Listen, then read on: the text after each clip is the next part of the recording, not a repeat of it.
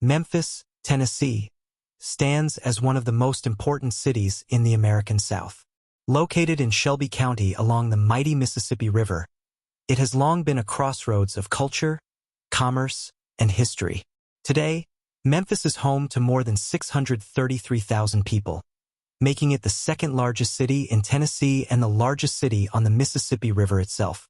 When combined with its surrounding metropolitan area, which stretches into parts of Arkansas and Mississippi, more than 1.3 million residents call the greater Memphis area home. But numbers only tell part of the story. Memphis has always been more than just a city on the map. It has been a place where history is made. From its role as a trading hub along the river, to its influence in music, civil rights, and American industry, Memphis history continues to shape not only Tennessee, but the entire nation. Early history of Memphis. The story of Memphis history begins long before European settlers arrived. Perched on a high bluff overlooking the Mississippi River, the site of present-day Memphis was a natural home for human settlement for thousands of years. Indigenous cultures thrived here, taking advantage of the river's resources and the protection of the bluffs. By the first millennium AD, the Mississippian culture dominated the region. Known for their complex societies, the Mississippians built ceremonial centers with massive earthen mounds, which served as both religious sites and burial grounds. Their influence spread throughout the Mississippi River Valley, leaving a lasting mark on the land. Later, the Chickasaw people, believed to be descendants of the Mississippians, inhabited this site and much of the surrounding southeast.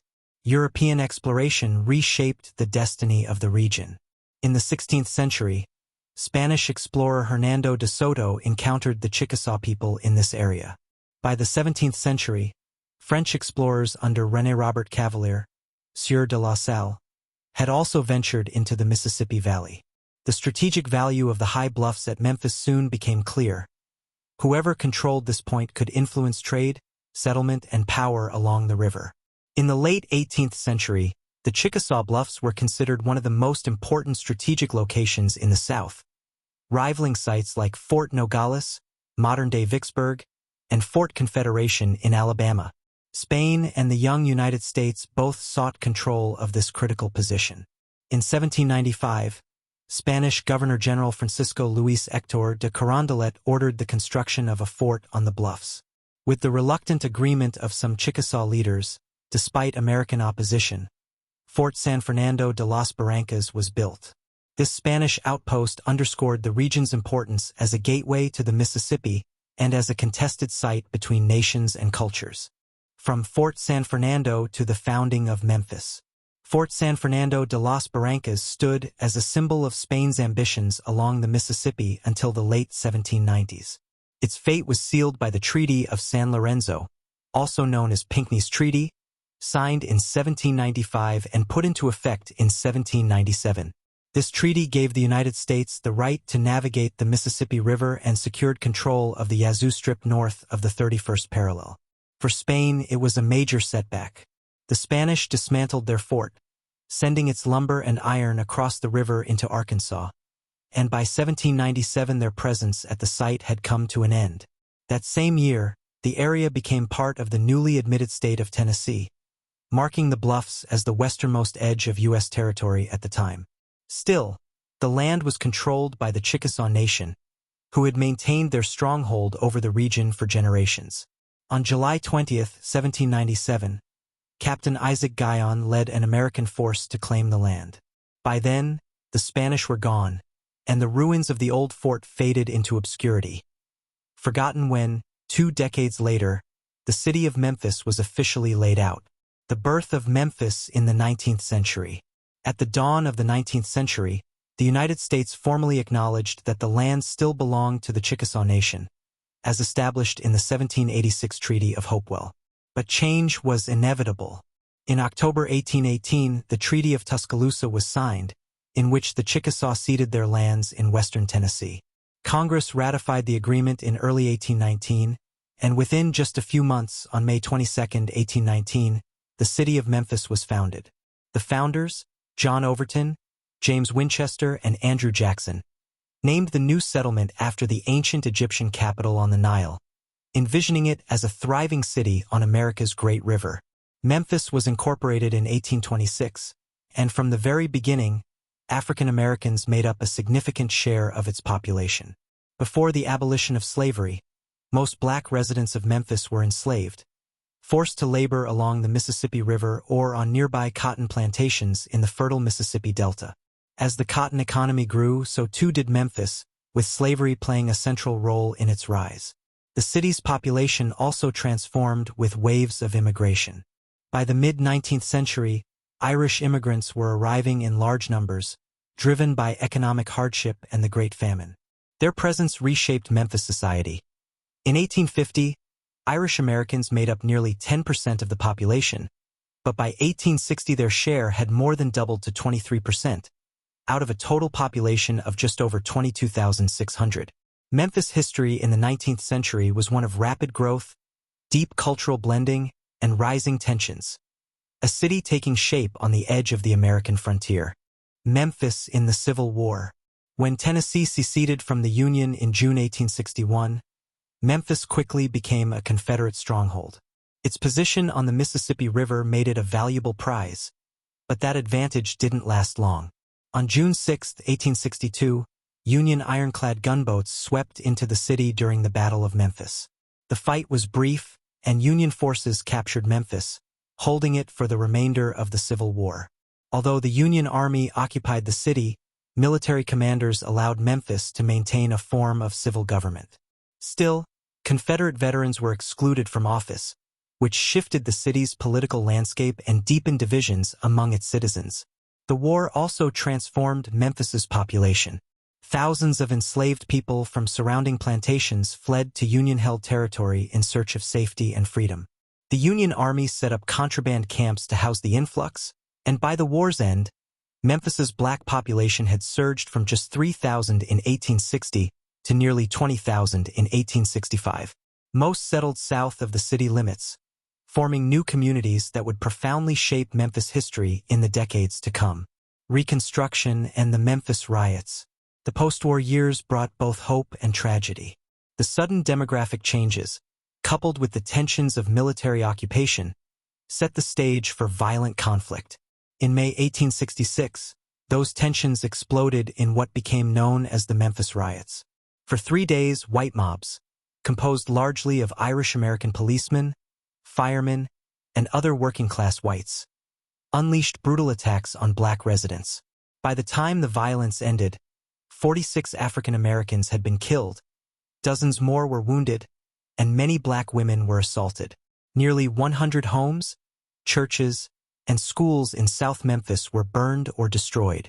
Only 2 white men were killed, underscoring the targeted nature of the violence. The aftermath was devastating. Many African Americans fled Memphis permanently, as the Freedmen's Bureau struggled to provide protection. By 1870, the black population had fallen to about 15,000, still more than a third of the city's total residents, but a sharp decline from the hopeful surge during the war. The Memphis riots marked a turning point in Reconstruction-era Memphis history, leaving scars that would shape race relations and politics in the city for generations. Social tensions and the Memphis riots.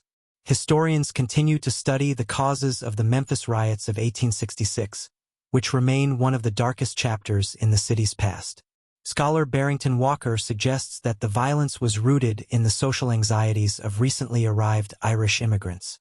Struggling with their own place in America, many Irish sought to solidify their claim to whiteness by distancing themselves from the newly emancipated black population.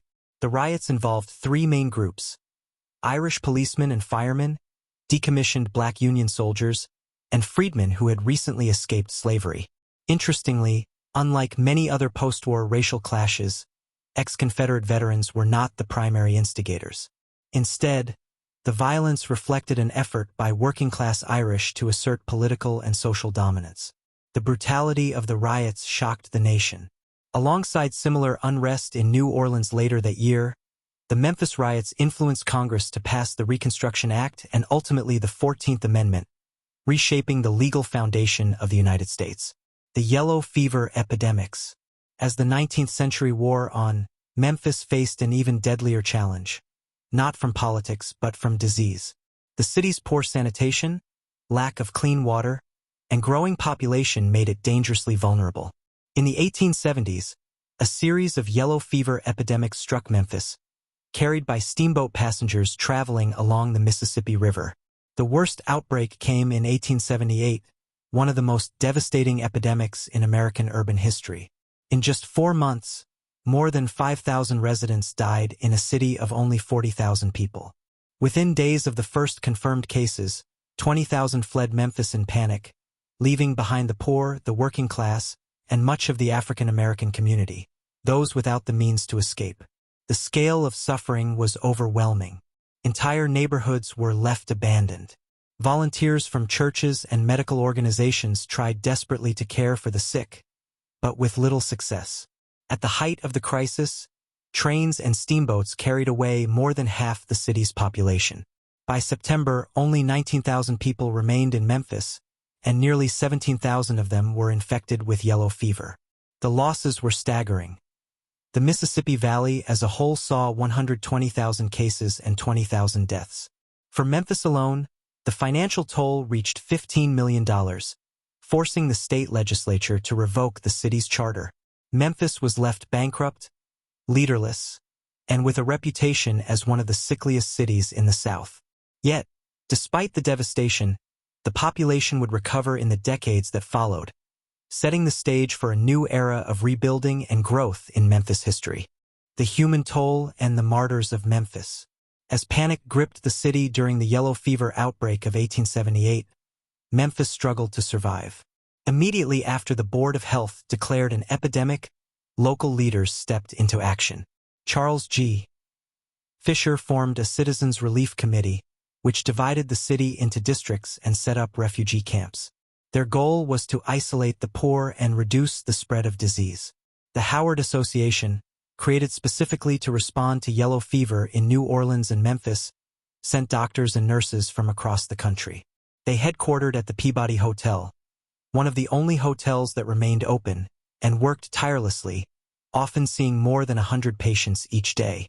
Faith communities also played a heroic role. At St. Mary's Episcopal Cathedral, the Sisters of St. Mary dedicated themselves to caring for the sick and the poor. They delivered medicine, cared for orphans, and tended to patients when few others dared. Between September and early October, Sister Constance and 3 other nuns lost their lives to the disease. They became known as the Martyrs of Memphis, remembered for their selfless sacrifice during the darkest days of the epidemic. Relief finally came on October 28th, when a killing frost swept through the city, halting the spread of mosquitoes that carried the fever. Memphis called for its scattered citizens to return home. The epidemic eventually ended, but not before leaving behind staggering losses. More than 20,000 deaths across the region and nearly $200 million in financial damage. The aftermath and a new beginning. The consequences for Memphis were severe. Property tax revenues collapsed, municipal debts went unpaid, and in 1879 the state legislature revoked the city's charter, reclassifying Memphis as a taxing district until 1893. Yet out of this devastation came renewal. The crisis forced Memphis to lead the way in public health reform. The new municipal government launched one of the nation's first regional health organizations, and in the 1880s, the city became a pioneer in sanitary reform, improving drainage, water supply, and sewage systems. The epidemic also reshaped the city's very identity. Much of the upper and middle class had fled or died, leaving Memphis with a population largely made up of working-class whites and African Americans. While this made the city less cosmopolitan than before, it also created a new foundation, a community rebuilt by ordinary people, deeply tied to the cotton trade and Southern life.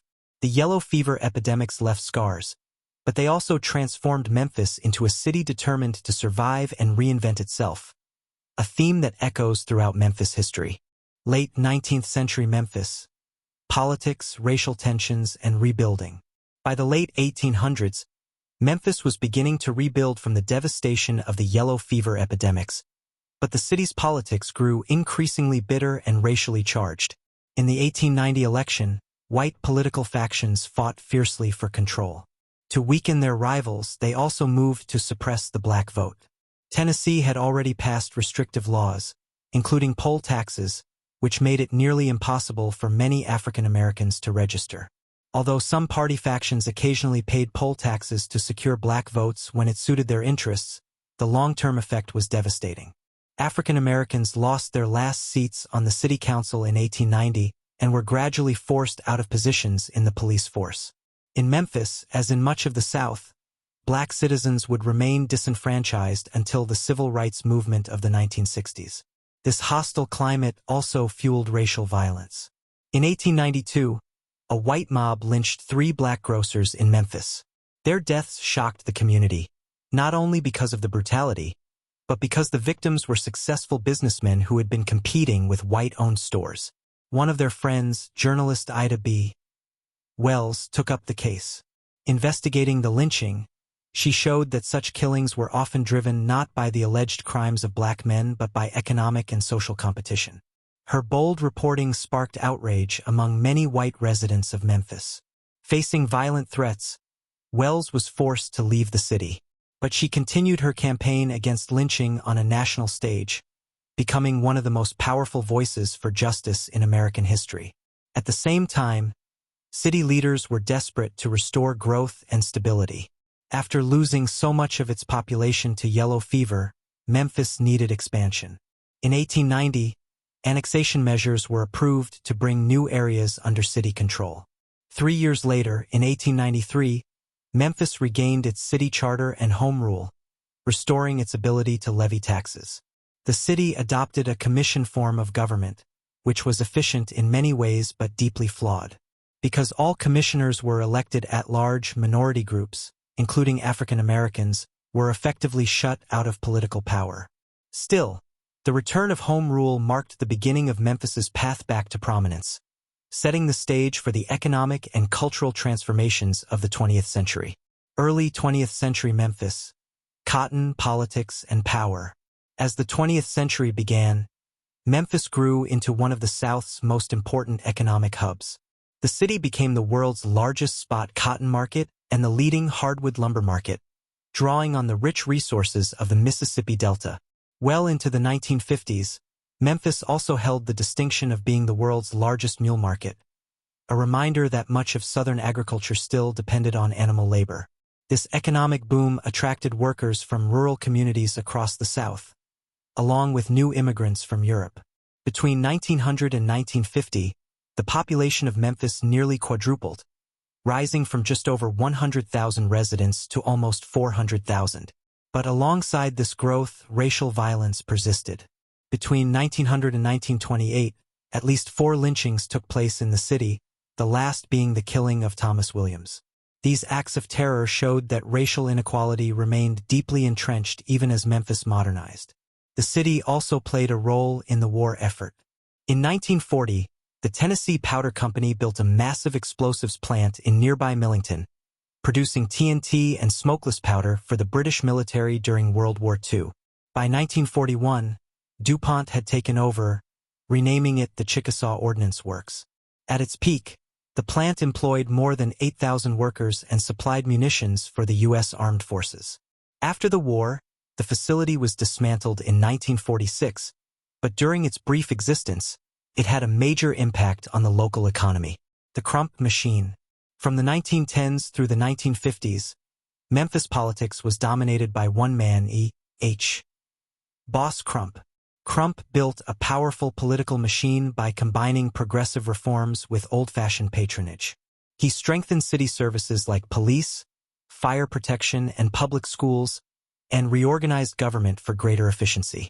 Unlike many Southern leaders of his era, Crump recognized the importance of black voters. For decades he worked with Robert Church Jr., Memphis's most influential black politician, and collaborated with key ministers in the African American community. Through his fundraising network, Crump even arranged for poll taxes to be paid on behalf of black citizens, ensuring their participation in elections, at least as long as they supported his candidates. Crump was pragmatic in his politics. He resisted prohibition, tolerating Memphis's saloons and even its houses of prostitution, while maintaining support from white businessmen and civic leaders. His influence extended far beyond the city. He was an early backer of Franklin D. Roosevelt in 1932, and in return FDR rewarded Tennessee with generous federal projects, including the transformative Tennessee Valley Authority. Under Crump's leadership, Memphis underwent major improvements. The city installed a revolutionary sewer system, secured clean artesian well water, and developed new parks and public works as part of the City Beautiful movement. Sanitation and drainage were upgraded, preventing the kind of epidemics that had once devastated the city. Yet Crump's system wasn't perfect. While it delivered efficiency and modernization, it often favored the city's wealthier neighborhoods over its poorer communities. Still, for nearly 4 decades, Crump's political machine defined Memphis government and shaped the city's trajectory well into the mid-20th century. Civil rights and cultural legacy in Memphis history. Memphis did not officially become a home rule city until 1963, a full decade after Tennessee amended its constitution to allow cities and counties more local control. Before that, Memphis had to seek approval from the state legislature to change its charter or adopt new policies.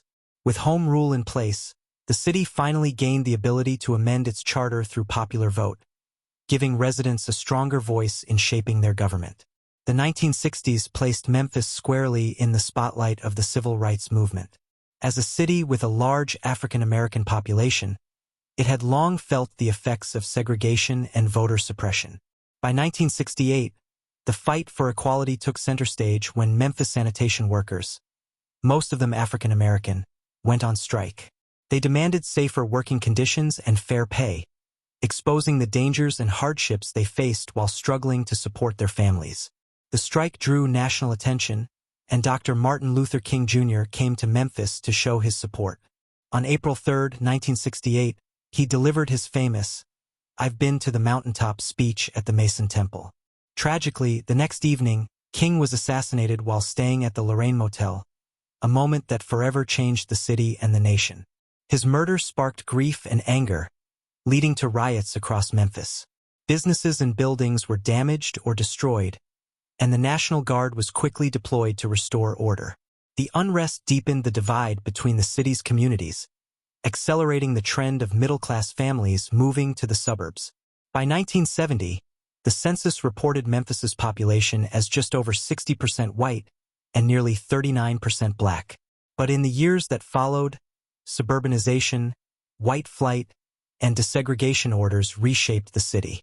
When busing was mandated in 1973 to integrate public schools, around 40,000 of Memphis's 71,000 white students left the system within 4 years. Over time, the city's demographics shifted, and today Memphis is recognized as a majority African-American city. Despite these struggles, Memphis emerged as a cultural capital of the American South. The city's musical influence is legendary, rooted in blues, soul, rock and roll, and gospel traditions.